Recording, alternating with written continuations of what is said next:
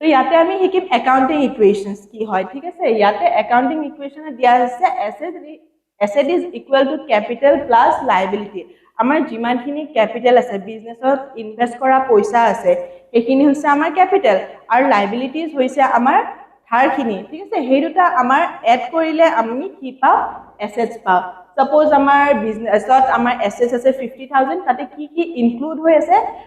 30,000 or suppose ধৰি লোৱা তোমাৰ ক্যাপিটেল আছিল আৰু 20,000 তোমাৰ লায়াবিলিটিজ আছিল এই দুইখিনি মিলাই আমাৰ কি হ'ব এসেটছ হ'ব ফৰ দ্য বিজনেস সো এইটো একাউন্টিং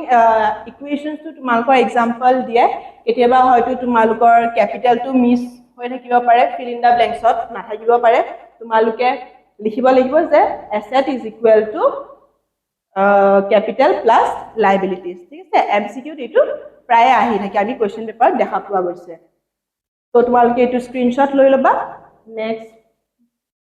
স্লাইডত যাও ইয়াতে আছে ডেবিট এণ্ড ক্ৰেডিট সো একাউন্টিংত আমাৰ কি থাকে দুটা সাইডস থাকে ঠিক আছে যেনেকৈ আমাৰ দুখন হাত আছে এটা হৈছে লেফট সাইড এটা হৈছে ৰাইট সাইড ওকে সো একাউন্টিংত আমাৰ কি থাকে এটা হৈছে debit side another one is credit side so সেইকাৰণে এইটো আমি কি বুলি কওঁ ডাবল এস্পেক্টস কাৰণ কিয় ইয়াতে ডেবিট সাইড থাকে আৰু ক্ৰেডিট সাইড থাকে ইয়াতে চাগে তোমালোকৰ এইখিনি ভিজিবল নহয় কিন্তু মই কৈ দিছো তোমালোকে নোট ডাউন কৰি লবা যে আমাৰ সদায় ডেবিট আৰু ক্ৰেডিট সাইড ইকুৱেল হৈ থাকিব লাগিব ডেবিট সাইডত তুমি হয়তো 50000 লিখিছা ক্ৰেডিট সাইডত 30000 লিখিছা এইটো পসিবল হ'ব নোৱাৰে ঠিক আছে আমি দুটা সাইড কি কৰিব লাগিব ইকুৱেলি লিখিব লাগিব বা ব্যালেন্স কৰিব লাগিব তো তাৰ মানে তোমালোকে কি বুজিলা আমাৰ ডেবিট আৰু credit side should be equal আৰু হেতুকে আমি কি বুলি কওঁ ডাবল এস্পেক্ট বুলি কওঁ Okay. Next, our say double entry system. I already kolu je amar accounting to kenekwa hoy debit aru credit side thake. Yate debit aru credit side to amar equal hobo lage. Tomake jeta journal entries koriba tate gom paba. Okay. Yate ki dise eta transactions dia ase. Te yate moi business eta start korisu 30,000 di. ঠিক তোমালোকে জুনে জুনে already journal entry কৰিছা সিহঁতে গম পাবা বা নহলে মই এবাৰ এক্সপ্লেইন কৰি দিছো Transaction to কি দিয়া আছে আমাৰ started business with cash rupees 30,000 মই এটা বিজনেস স্টার্ট কৰিছো 30,000 rupees দি ইয়াতে মই ইনভেস্ট কি কৰিছো পইচা মোৰ বিজনেসৰ পইচা বাঢ়ি আছে সো ক্যাশ একাউন্ট ডেবিট সাইডত হ'ব আৰু আমাৰ ক্যাপিটেল একাউন্ট ক্ৰেডিট সাইডত হ'ব ইয়াতে বেসিক্যালি এটা ফৰ্মুলা আছে আমাৰ গোল্ডেন ৰুল আছে মডাৰ্ন এপ্ৰোচ আছে হেবু ইউজ কৰি আমি journal entry কৰো বহুতে সাগে এটো অলপ বুজাত কনফিউজিং হ'ব পাৰে বহুতৰ কাৰণে কিন্তু ফৰ নাও তোমালোকে এনেকে বুজি থোৱা যে মই বিজনেসত পইচা ইনভেস্ট কৰিছো ক্যাশ ইনভেস্ট কৰিছো 30,000 আৰু যেটো ডেবিট সাইডত হ'ব এন্ড another আমি বিজনেসত যেতিয়া পইচা ইনভেস্ট কৰো তাকিও লিখো ক্যাপিটেল বুলি কও সো ক্যাপিটেল টু ক্ৰেডিট সাইডত হৈছে 30,000 মই এটো 30,000 এ লিখিব লাগিব মই ইয়াতে 20,000 এনেকুৱা ধৰণে এমাউন্ট লিখিব নোৱাৰো কাৰণ মোৰ both সাইড ইকুৱেল হ'ব লাগিব ঠিক আছে এতিয়াহে আমাৰ যাই যেটো ডুৱেল এস্পেক্টস আছিল হেতু ফুলফিল হ'ব তো এইটো মোস্ট প্ৰবাবলি তোমালোকৰ জাৰ্নেল এন্ট্ৰিজৰ আন্ডাৰত আহে এটো মই ইয়াতে বেছি ডিটেইলছত নাযাও কাৰণ কি আমাৰ ৰুলস এণ্ড ৰেগুলেশনছ আছে কিন্তু তোমালোকে এটো বুজি থোৱা যেতিয়া আমি জাৰ্নেল এন্ট্ৰি এটা কৰিম তাৰে ডেবিট সাইড আৰু ক্ৰেডিট সাইড থাকে যোনটো আমাৰ ইকুৱেল হ'ব লাগে ঠিক আছে নেক্সট স্লাইডত গৈছো Next slide is tomorrow types of accounts. Our accounts are type কি আছে First আমাৰ এটা type है personal account, second one is real account and third one is nominal account. Most important হয় তোমালোকে মনটি শুনিবা আৰু এইবোৰ বস্তু এতিয়া যদি ফাৰ্স্ট ইয়াৰত শিকি যোৱা তে ফিউচাৰলৈকে তোমালোকৰ প্ৰবলেম নহয় ঠিক আছে এইখিনি আমাৰ বেসিক্স হয় একদম So personal account to কিহৰ লগত ৰিলেটেড এইটো person firm and companies are লগত related তোমালোকে যদি অলপ দেখাত প্ৰবলেম পাইছা ভিজিবল হোৱা নাই সো তোমালোকে লিখি লবা এটো persons firms and companies are লগত related হয় Mr. XYZ person হ'ব পাৰে ঠিক আছে যিকোনো ধৰণৰ firms হ'ব পাৰে বা যিকোনো ধৰণৰ companies হ'ব পাৰে যোনটো আমাৰ What categorize kora hoy personal account under categorize kora hoy okay then second one ase amar real account to amar ki hor logot related assets and property maka already gom pala je assets nu ki hoy obviously itu property hoy ঠিক আছে তো real account আমাৰ কিহৰ লগত related হয় assets and property আৰু থাকিব next nominal একাউণ্টত আমাৰ কি থাকে যিমানবোৰ এক্সপেন্সেছ খৰচ আৰু লছ হৈ আছে ঠিক আছে সেইখিনি আৰু ইনকাম এণ্ড গেইন য'ত আমাৰ ইনকাম হৈছে য'ত আমাৰ পইচা বাঢ়ি আছে সেইখিনি আমাৰ ৰেকৰ্ড কৰা থাকে so basically ইয়াতে expenses and losses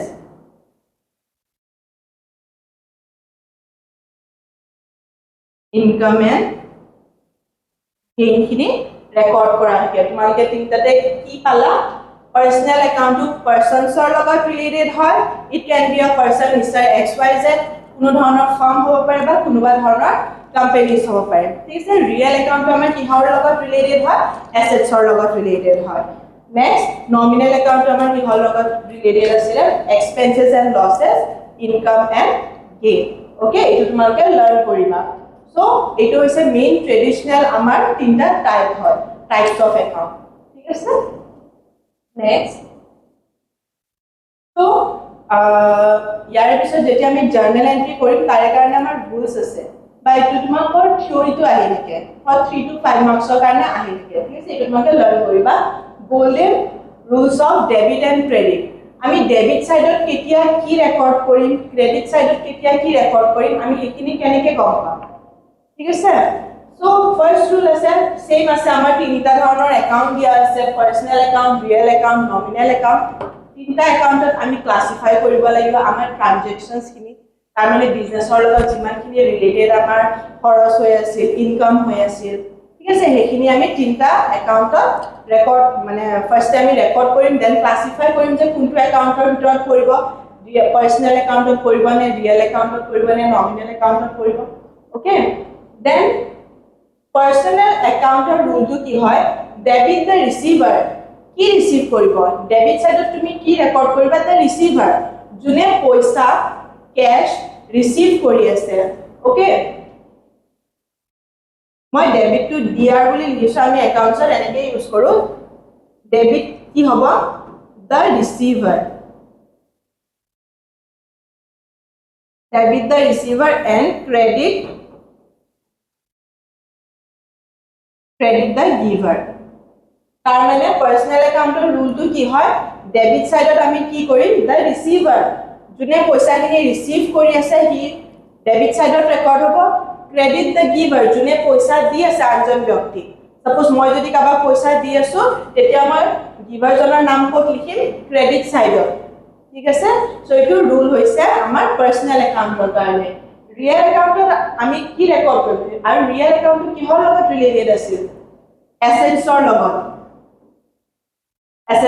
আমাৰ ৰিয়েল একাউণ্টটো ৰিলেটেড আছিল ঠিক আছে যেতিয়া আমাৰ বিজনেছত এছেটছ আহিব whenever what যেতিয়া আমাৰ বিজনেছত এছেটছ আহিব what comes in ডেবিট সাইডত হেতু ৰেকৰ্ড হ'ব সাপোজ তুমি মেচিনাৰী এটা কিনি ঘৰত আনি আছে হেতু তোমাৰ কোনটো সাইডত ৰেকৰ্ড হ'ব মেচিনাৰীটো ডেবিট সাইডত এগেইনষ্ট অফ ডেট ক্ৰেডিট সাইডত কি ৰেকৰ্ড হ'ব what goes out যেতিয়া তুমি এখন দোকানত যাই মেচিনাৰী কিনি আনা তুমি দোকানত কি দিবা শপকিপাৰক কি দিবা পইচা দি আহিবা তোমাৰ হাতৰ পৰা পইচা গৈ আছে what goes out পইচা তোমাৰ গৈ আছে সো হেতু তোমাৰ কোনটো সাইডে ৰেকৰ্ড হ'ব ক্ৰেডিট সাইডে ঠিক আছে সো ডেবিট সাইডত what comes in machinery কিনি আনিছা এটো ডেবিট সাইডত ৰেকৰ্ড হ'ব machinery account debit credit what goes out পইচা গৈ আছে সো ক্যাশ account তো আমাৰ ক্ৰেডিট সাইডত ৰেকৰ্ড হ'ব ঠিক আছে নেক্সট লাস্ট ওয়ান আছে আমাৰ নমিনেল account ডেবিট সাইডত কি ৰেকৰ্ড হ'ব ইয়াতে all the expenses and losses যিমানখিনি আমাৰ এক্সপেন্সেস হৈ আছে লসেস হৈ আছে সেইখিনি আমি ইয়াতে ডেবিট সাইডত ৰেকৰ্ড কৰিম debit side of all the expenses and losses and credit side of income and gain ঠিক আছে এইটো হৈছে আমাৰ নমিনেল একাউণ্টৰ rule debit all the expenses and losses যিমানখিনি তুমি খৰচ কৰি আছা বা য'ত তোমাৰ লস হৈছে সেইখিনি ডেবিট সাইডত ৰেকৰ্ড কৰিবা আৰু ক্ৰেডিট সাইডত তোমাৰ যিমানখিনি ইনকাম হৈ আছে বা গেইন হৈ আছে সেইখিনি তুমি ক্ৰেডিট সাইডত ৰেকৰ্ড কৰিবা ওকে সো এইটো হৈছে আমাৰ গোল্ডেন ৰুল বা ট্ৰেডিশনাল ৰুল বুলিও কোৱা হয় ওকে এটো তোমালোকে একদম লাৰ্ন কৰি লবা তো ইয়াতে এটা ইজি মেমৰি টিপ দিয়া হৈছে এতে দিয়া আছে আইডেন্টিফাই দা একাউন্ট ফাৰ্স্ট আমি ট্ৰানজাকশনছ বিলাকৰ একাউন্ট আইডেন্টিফাই কৰিম দেন কাৰেক্ট ৰুল এপ্লাই কৰিম দেন আমি ডেবিট আৰু ক্ৰেডিট সাইডে ৰেকৰ্ড কৰিম ফৰ দ্যাট তোমালোকে কি কৰিব লাগিব আমি গুটেখিনি ৰুলস মেমৰাইজ কৰিব লাগিব ঠিক আছে পাৰ্সোনাল একাউন্ট পাৰ্সনৰ লগত ৰিলেটেড হয় ডেবিট সাইডত কি হ'ব the receiver and credit side will be the giver real account আমাৰ এসেটছৰ লগত ৰিলেটেড হয় ইয়াতে কি ৰেকৰ্ড হ'ব ডেবিট সাইডত what comes in ক্ৰেডিট সাইডত what goes out and the last one nominal account debit side কি record হ'ব all the expenses and losses যিমানখিনি expenses কৰি আছা and credit side all the income and gain okay next is আমাৰ accounting process আমি যে accountancy পঢ়িম তাতেনো process এটা আছে আমি মানে এটা processৰ পিছতহে এটা processত যাম ঠিক আছে সো ইয়াতে ফাৰ্স্ট আমি কি কৰো যিমানখিনি আমাৰ এভিডেন্স আছে তাৰ মানে বেসিক্যালি বিজনেছটোত আমাৰ কি হৈ আছে পইচা আহি আছে কোৰ পৰা আহি আছে পইচা যে তোমাৰ খৰচ হৈ আছে কতনো খৰচ আছে অবভিয়াসলি আমি এটা যেটা বিজনেছ ৰান কৰিম আমি গুটেখিনি কথা জানিব লাগিব আমাৰ গুটেখিনি ডকুমেন্টস লাগিব কত পইচা খৰচ হৈ আছে সো হে এভিডেন্স খিনি আমি কি কৰিম আমি ফাৰ্স্ট আমি এভিডেন্স খিনি কালেক্ট কৰিম দেন আমি কি কৰিম হেখিনি জাৰ্নেল বুকত আমি ৰেকৰ্ড কৰিম ঠিক আছে প্ৰপাৰলি আমি এখন বুক মেইনটেইন কৰিম জাৰ্নেল বুলি নাম আৰু হেখিনি হে জাৰ্নেল বুকখনত আমি কি কৰিম গুটেখিনি ৰেকৰ্ড কৰিম দেন আমি ৰেকৰ্ড কৰাৰ পিছত কি কৰিম ক্লাসিফাই কৰিম ক্লাসিফিকেশন আমি ক'ত শিকিম লেজাৰত শিকিম তোমাকৰ চেপ্টাৰটো আছে ইউনিট 3 দেন ফাৰ্স্ট আমি জাৰ্নেল কৰিম দেন আমি লেজাৰ কৰিম ঠিক আছে লেজাৰত আমি কি কৰো ক্লাসিফিকেশনস কৰো কোনটো একাউন্টত ক'ত হ'ব সাপোজ তোমালোকে পাৰচেজৰ কাৰণে লেজাৰ একাউন্ট বনাইছা সো পাৰচেজ লেজাৰ একাউন্টৰ কাৰণে কি হ'ব তুমি ক'ত পাৰচেজ কৰি আছে বা কিমান এমাউন্টৰ পাৰচেজ হৈ আছে কোন ডেটত হেখিনি আমি স্পেসিফিক্যালি পাৰচেজ একাউন্টত ৰেকৰ্ড কৰিম দেন সেল কৰি আছে হে সেলছৰ কাৰণে আমি এক্সট্ৰাকে এটা একাউন্ট বনাম ঠিক আছে এই তোমালোকে প্ৰ্যাকটিক্যাল কৰিলে মোৰ মানে বেসিক্যালি ক্লিয়াৰ হ'ব আজি মই জাস্ট থিওৰিটিক্যালি তোমালোকক এক্সপ্লেইন কৰি দিছো যে আমাৰ প্ৰসেছটো কি হয় ফাৰ্স্ট আমি এভিডেন্স খিনি কালেক্ট কৰিম দেন আমি জাৰ্নেলত ৰেকৰ্ড কৰিম জাৰ্নেল এন্ট্ৰিজ কৰিম then আমি লেজাৰ একাউন্ট বনাম যত আমি ক্লাসিফাই কৰো then আমি কি কৰো চেক আমি কোড কৰো ট্ৰায়াল ব্যালেন্সৰ